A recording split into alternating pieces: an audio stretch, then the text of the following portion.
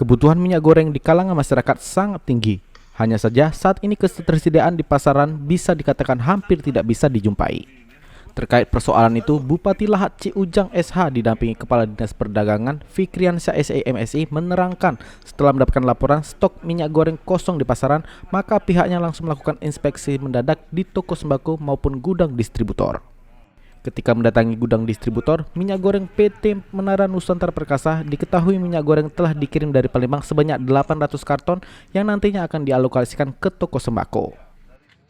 Hari ini mulai masuk minyak goreng dan kebutuhan pokok lainnya dan masih di jalan, ada yang masih di Blimbing, ada yang sudah sampai Merinim, insya Allah jam 11 sampai minyak goreng itu 2 mobil ke Kabupaten Lahat. Yang sudah itu baru didistribusikan sesuai dengan kebutuhan yang sini. Dan tadi Pak Bupati juga minta jangan kalau ada yang minta beli 5 liter untuk satu rumah aja dikasih per liter aja untuk satu rumah.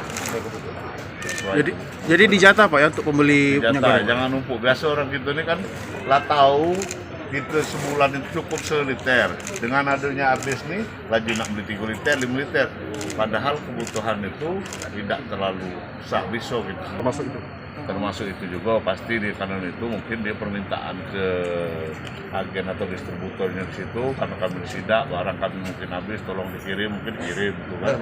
Dan insya Allah kalau dia kerjasama dengan baik, termasuk gudang yang di Pagar Agung ini, yang di pasar tadi bekerja sama dengan baik dengan pemerintah Kabupaten Lahat, insya Allah itu tidak ada kekurangan.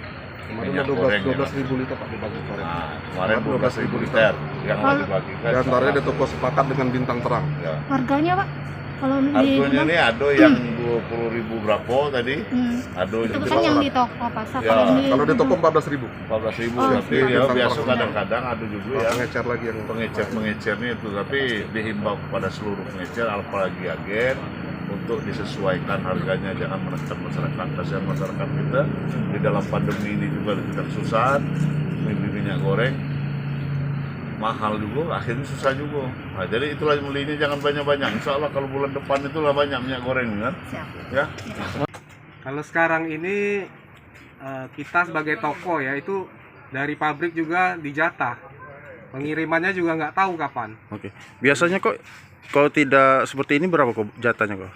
Biasanya sampai 1.000 lebih, 1.000 karton lebih. Oke, kalau sekarang kok? Cuma dapat 100 paling. Oke. Untuk pembeli sekarang kok kan kata tadi kok dijatah kok. Iya. Jadi kita jatah berapa banyak kok?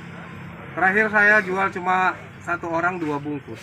2 liter jadi kok ya. 2 liter, ya. Oke. Harapan ke depan kok?